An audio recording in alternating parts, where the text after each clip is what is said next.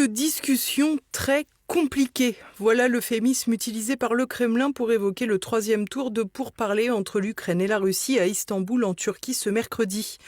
En effet, l'état d'esprit des différentes parties n'a pas évolué depuis le rendez-vous manqué par Kiev en juin dernier. Dès le début de cette semaine, le porte-parole du Kremlin, Dmitri Peskov, expliquait qu'il ne fallait pas attendre de progrès miraculeux. Et pour cause.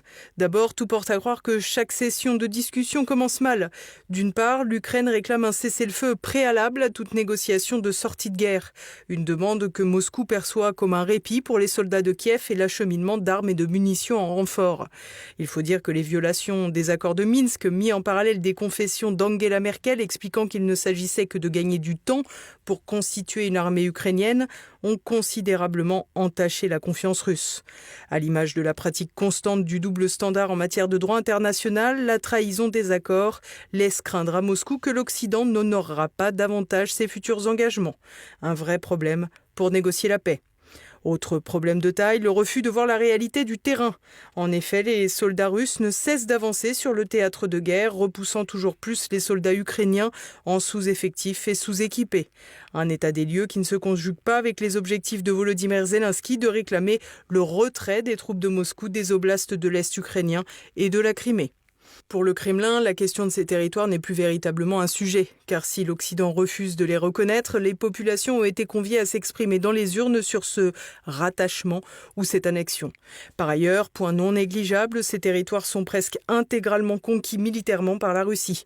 Difficile d'imaginer un retour en arrière en l'état. À plus forte raison que les médias du système font souvent fi du fait que des soldats russes sont aussi tombés dans ce conflit et que la population n'envisagerait pas qu'ils soient morts pour rien. Mais l'Occident et Kiev considèrent que la conservation des prises de Moscou sont des demandes maximalistes. Des négociations qui frôleront donc largement le point de non-retour aux plus grandes dames de Donald Trump. Le président américain, en plus d'avoir promis de régler le conflit, aimerait en effet se dégager de cette défaite atlantiste avant qu'elle ne lui soit attribuée. Il a déjà réussi à réduire les coûts en faisant payer une partie des armes à l'Union européenne va-t-en-guerre. C'est d'ailleurs cette Europe qui fait obstacle à la paix depuis 2022. Depuis Boris Johnson jusqu'à Emmanuel Macron et ses acolytes Starmer et Merz, Zelensky a toujours été persuadé de poursuivre cette guerre qui tue en masse les hommes ukrainiens. Car la mort qui attend les soldats de Kiev est aussi l'assurance vie du pouvoir de Zelensky, dont le mandat est échu depuis mai 2024. De quoi saisir que les principaux interlocuteurs présents à Istanbul n'auront pas vraiment décidé de faire la paix.